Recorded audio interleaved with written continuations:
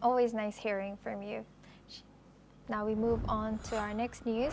UK Home Secretary Yvette Cooper has again defended the ban on Palestine Action, insisting the group is more than just a protest movement. Writing in The Observer, she said the group claimed responsibility for incidents that led to serious charges, including violent disorder and aggravated burglary. With the CPS confirming a terrorism connection, police say another 60 people face prosecution for supporting the group, adding to more than 700 arrests since the ban on July 5th. Cooper pointed to attacks on defense sites, including RAF, Bryce, Norton, and Elbit systems, arguing such actions go far beyond legitimate protests.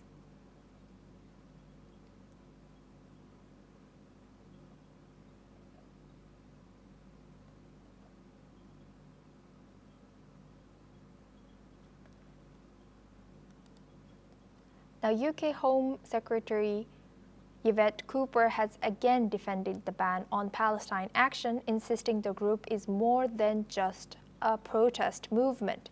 Writing in The Observer, she said the group claimed responsibility for incidents that led to serious charges, including violent disorder and aggravated burglary.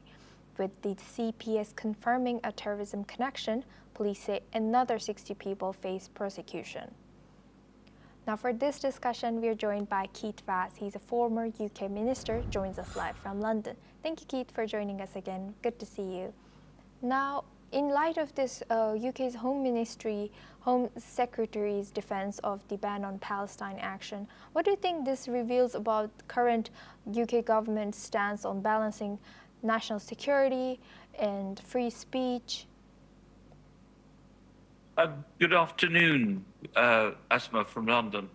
I think that all these terrorism orders are taken very seriously by both the government and the opposition. However, it's a matter of fact, and I've been present during many of these bills going through Parliament. They tend to go through on the nod. If the Home Secretary decides that this is a group that needs to be banned, there's very little opposition, which is put by others in Parliament. So the fact is, these orders go through very quickly. This ban came into effect on the 5th of July, and as you've said, there have been 700 arrests. However, Palestine Action and those supporting them make it very clear that they are not organizations that are interested in direct action, that they actually are groups that support particular causes. So they are not the Al-Qaedas of this world, or ISIS, or any of these other groups. And that is why they've taken the Home Secretary to court, and this matter will be discussed by the judges in November of this year.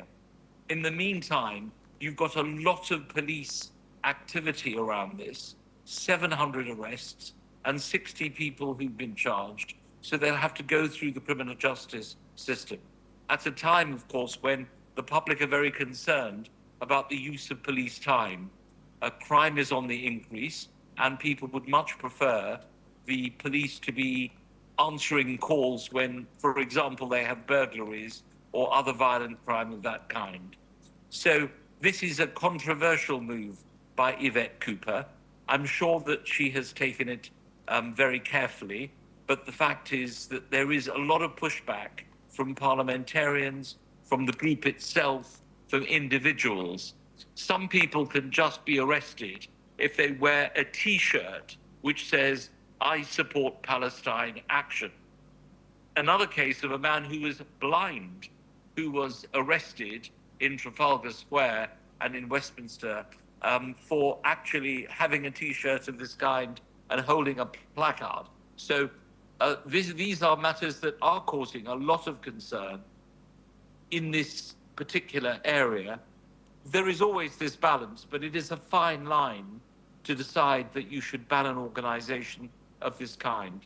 So the courts in the end will decide on whether or not this is going to stand. It's being judicially reviewed, which is a very important and serious court procedure.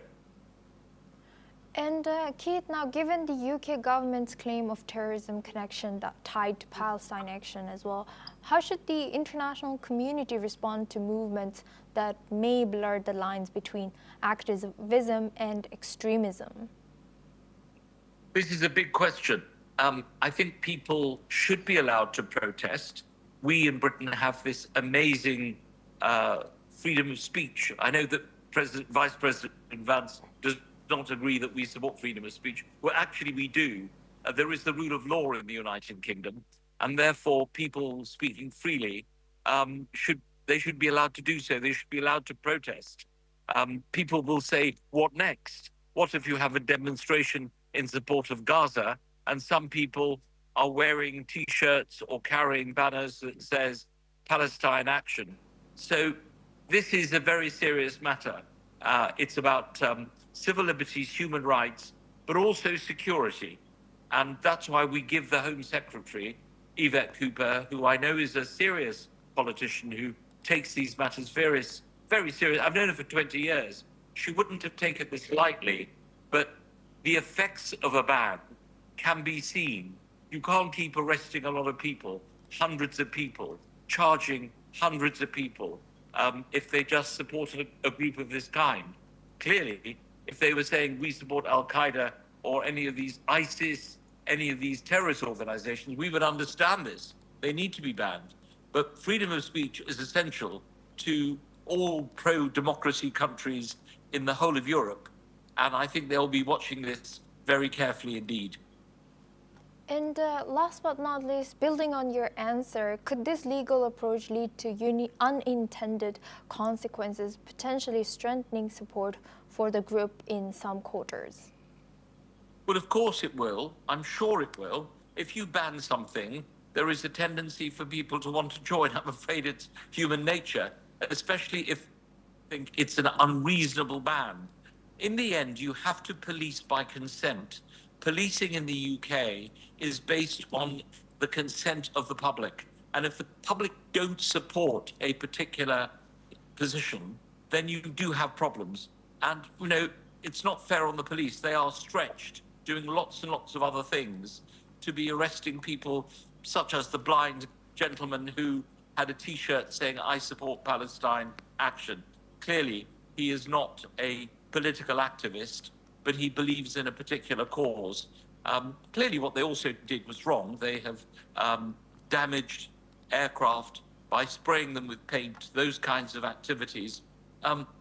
That's criminal damage. There's no doubt about that. But whether it should be banned under terrorism legislation is something quite difficult. So I think we'll be watching with interest the decisions that have been made by the court in November. My view is they should not prosecute until that decision has been made. It's only a pause of a few months. We're already in August, so it's a couple of months, and then we will know for ourselves what is happening. Yes, indeed. Thank you very much, Keith Vaz, for always joining us and sharing your insight all the way from London. Now we move on to our next news. China has handed